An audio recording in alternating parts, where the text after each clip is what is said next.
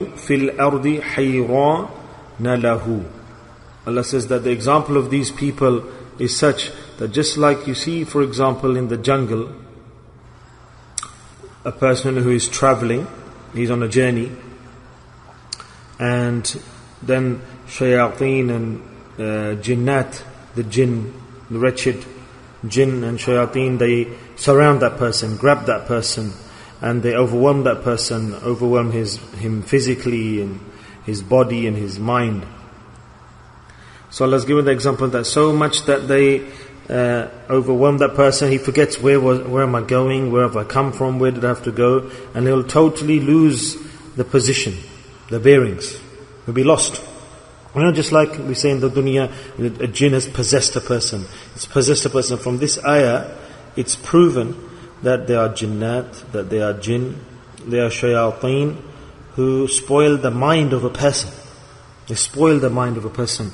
And Allah Ta'ala says, الشَّيَاطِينُ فِي الْأَرْضِ حَيْرَانَ لَهُ.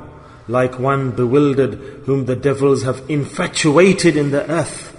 Allah said that they're lost and they think that this dunya is everything and that's it, and they don't understand anything with regards to Allah and the hereafter.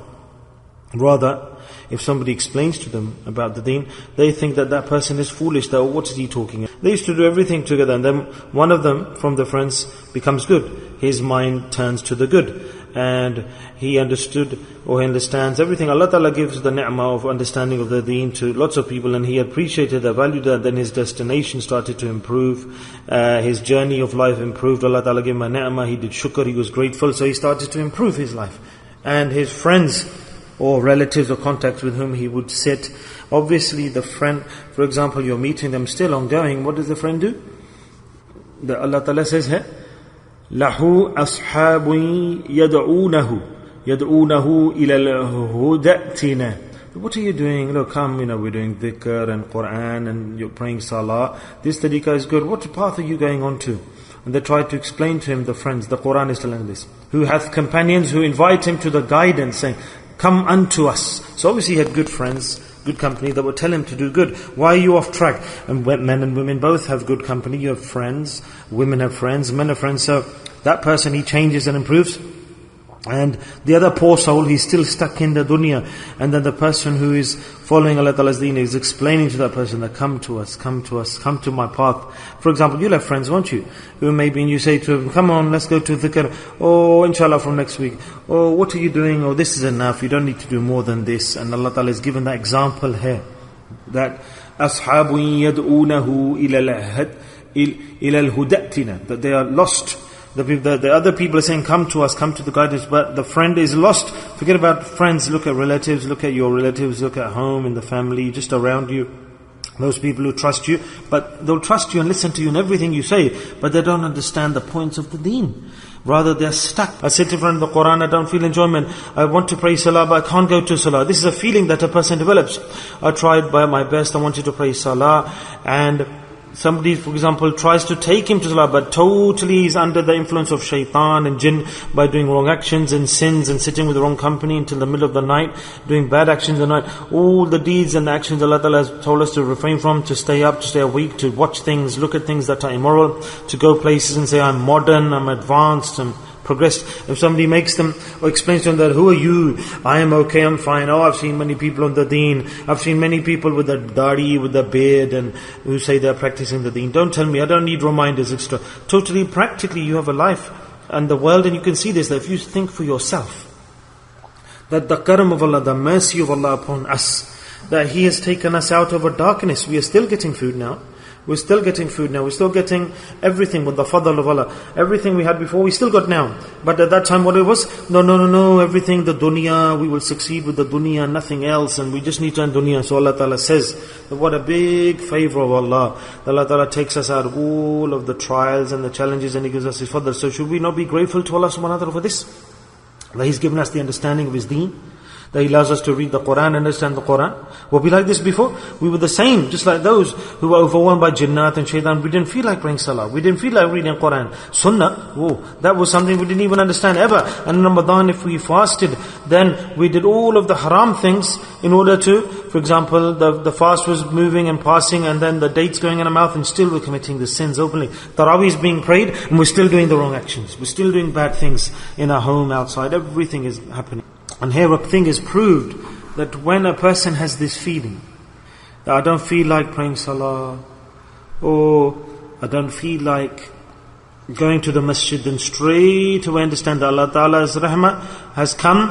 And if you feel like it or not, doesn't matter, because jinnat are within you and the jinnat have surrounded you. So do the cure for that, and there's only one cure for that, which is to go to the company of a pious person and to do the dhikr of Allah subhanahu wa ta'ala. And do this properly. Solely whether your heart feels like it or not, whether your heart accepts it or not, I'm telling you the practical life. Now when I took hold of the guidance of Hazrat Garami Qadar Rahmatullah, I knew that shaitan and jinnat, how they pestered me. So much they pestered me. I tell you totally, such a person here who is giving you a practical example. Sometimes it happens and they have a feeling that I was in Hazrat's majlis, so much Hazrat, and imagine how the jinnat and the shaitan were trying to affect me. Allah Ta'ala says in the Quran that the shaitan, they are against you. الشَّيَاطِينُ فِي الْأَرْضِ خَيْرَانَ لَهُ أَصْحَابٌ يَدْعُونَهُ إِلَى. That there is a person, for example, I'm in a good company, in a good sohbat, but the effects of shaitan and jinn, they try to influence you more, because the life had passed before then following shaitan and jinn, not praying salah, enjoying ourselves, so called,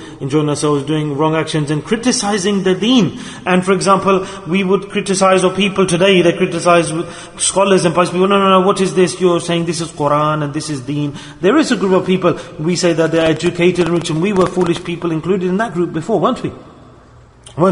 That those who earned the ilm of the knowledge of this world and the hereafter and read Quran, we sit and debate with them. Where is it written in the Quran? We read the translation of English. Like today we have so many study circles which are common amongst men and women. We know nothing. Oh, there's a study circle, we're reading hadith and this and that, and then we start this. What do you think? What's your opinion? And the big muhaddithin and the scholars, we criticize them by looking at the internet, and we think we're alim.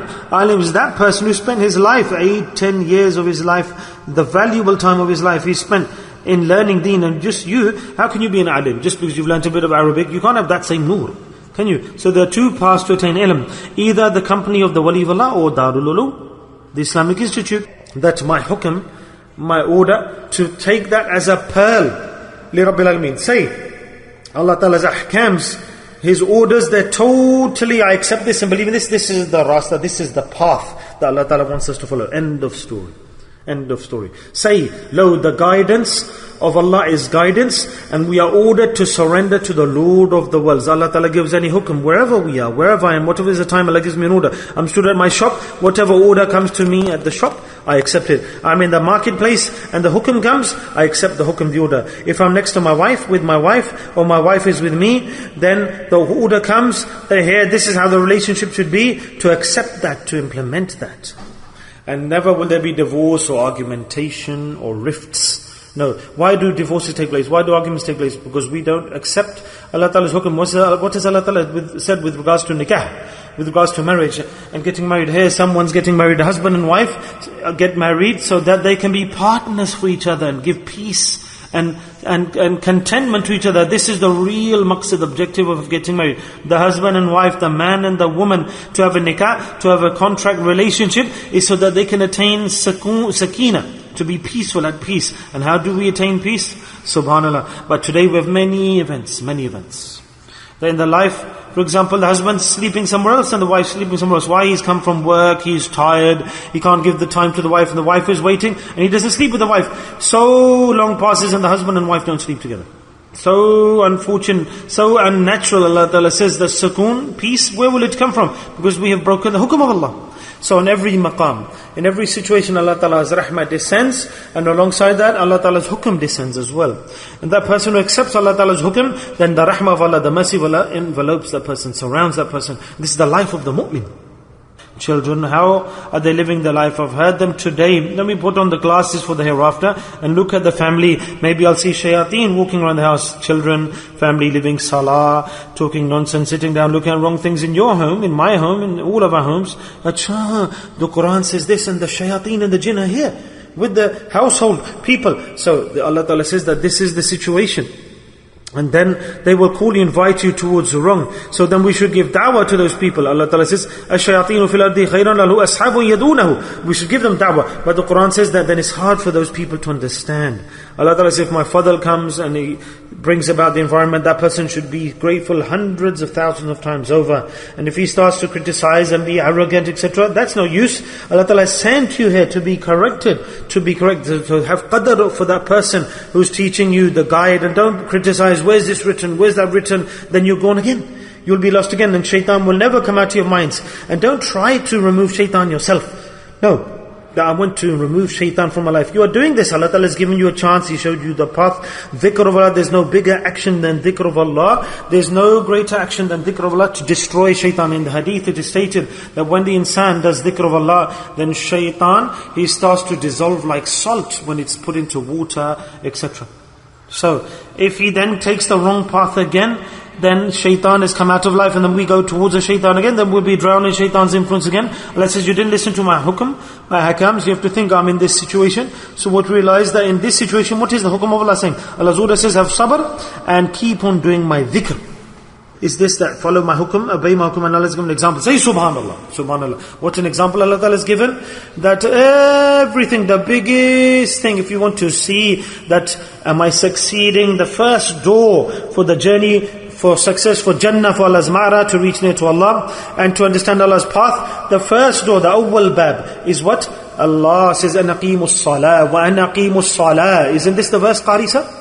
MashaAllah. Straight away Allah Ta'ala says with regards to I am the one who guides, Allah says. And what is the right path? Allah Ta'ala says the first step in the path to success is what? وَأَنْ أَقِيمُوا الصَّلَاةِ. Allah says, وَاتَّقُوهُ.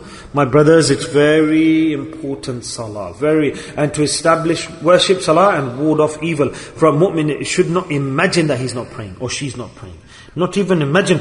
Allah says, that is not my path. Why? Because my hukum, the greatest hukum, Allah Ta'ala says that for your whole life, from morning to evening, my biggest hukum that's coming down to the human being for worship, to obey, to follow. Allah Ta'ala has not mentioned any other ibadah. What ibadah has Allah Ta'ala mentioned? وَأَنْ أَقِيمُوا الصَّلَاةِ. Allahu Akbar. Look at this point here.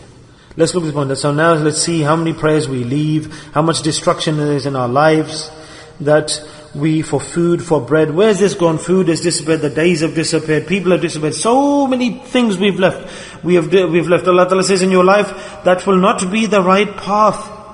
Still, Allah Ta'ala says that will not be the right path. Still you are influenced and overwhelmed by shaitan. But if you're not praying salah, you will not be corrected. Aqimus salah, wa aqimus salah. The home, the women, the children, listen carefully. That is not the life of a human being. And further, Allah Ta'ala has said something of this. Listen carefully, I swear by Allah, listen carefully with regards to salah. What does Allah Ta'ala then say? وَأَنْ أَقِيمُوا الصَّلَاةِ وَأَنْ أَقِيمُوا الصَّلَاةَ. Listen carefully. وَأَنْ أَقِيمُوا الصَّلَاةَ. Allah Ta'ala is saying aqim. Allah is not saying pray. Allah is saying establish prayer. The person who establishes worship. Establishes worship. Not just to pray or to read, but the person who establishes salah. Establish وَأَنْ أَقِيمُوا الصَّلَاةَ. And how is salah established? How? Subhanallah. Then Allah Ta'ala's order comes. That just like I said, thus I said to the human being, the human being has to pray salah that right way, that same way. And the woman has to pray the salah the way I've explained, instructed. Allah says, if we don't, then I'm not practicing. وَأَنْ أَقِيمُ الصَّلَاةِ. Allah says, then there's no link with me. The order I've given to the mard, to the human being, the man, soon as adhan comes, Jamaat and congregation, run to Jamaat and join into the congregation. And this is وَأَنْ أَقِيمُ الصَّلَاةِ. وَأَنْ أَقِيمُ الصَّلَاةِ. From Fajr till Isha, no salah should pass in your life that is not with Jama'ah in the masjid. And the person who's playing games, prayed sometimes, doesn't pray, does this or that, plays games, even, for example, Sharia, if there's something that forces you not to go to the masjid, there are some excuses, very few and far between, very few excuses in this day and age. There's no hisab for that person. We have the car. 5 times salah should be the way Allah have given the hukum, Allah Ta'ala says. The way of giving the hukum. It should be according to that. And further after that, what does Allah Ta'ala say?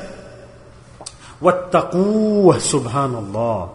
وَأَنَقِيمُوا الصَّلَاةَ وَاتَّقُوهُ. Allah says, and to establish worship and ward off evil. Allahu Akbar. Ward off evil, fear Allah. From what? Fear those adhab.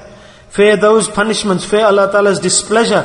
Fear the unfortunate situation that will befall us if we leave the deen. Allah Ta'ala says, fear the adhab, the severe adhab and the punishments. وَاتَّقُوهُ. Allah says, that Allah says the person that after leaving salah, if you leave salah, I will give the punishments. This is the Quran. That person is leaving salah, fear the adhab for leaving salah. We should fear that adhab. Allah Ta'ala says, I'm unhappy, displeased. Do you know what causes my displeasure? In the Quran, I've explained to you about the different qawms and they were destroyed. Reason being what? That this Ummah, Allah Ta'ala says, that this time I will not make you apparent and show you. I will not unveil or unravel. No, but in the day of judgment, you will get the same punishment. Allah says, fear, you're leaving salah. Wattaqu, should we not fear? That what adhab will come onto me, that I'm unfortunate, I'm losing out, that I've gone so far from the rahmah of Allah. So far, so many shayateen have overwhelmed me. So now I need to look inside me. This is how my home is? This is my situation? Tell me that in that home, shayateen are there, Allah Ta'ala's adhab every moment coming, Allah Ta'ala's ghadab is coming due to the children, to the women, due to insan. That what happened to you? What will give us any use in the hereafter? What will be our hisab?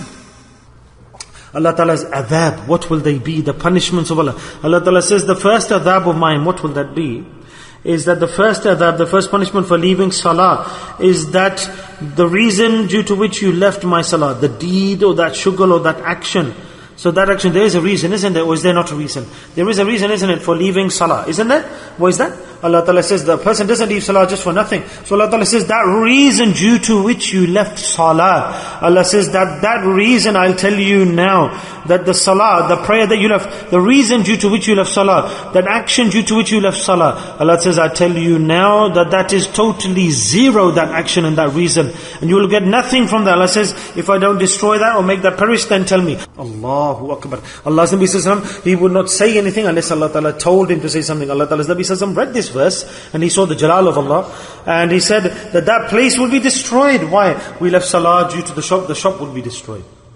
We left salah due to the wife, that this and that, I'll pray at home today, my wife said pray at home. Then Allah Ta'ala says that wedding, that nikah, that wife, there will be no barakah, no blessings. Allah Ta'ala says, due to which you left my salah, you didn't come to the masjid, remember this.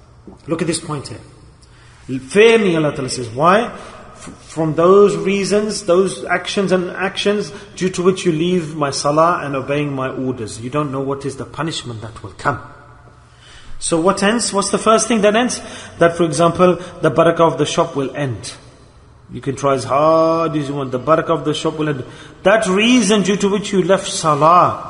Or, for example, it says that action you rejected, that for you was good. For example, the gatherings of dhikr, you're not coming to the majlis for a reason, you got something, a shugul, a pastime, you have no excuse, but some pastime, some hobby, etc. And if it was the right thing, it will give you the good conclusion. But if it's the wrong thing, the wrong action, then it will give you destruction life. So the first thing a person needs to do is bring to the deen into our lives and our minds, into our akal.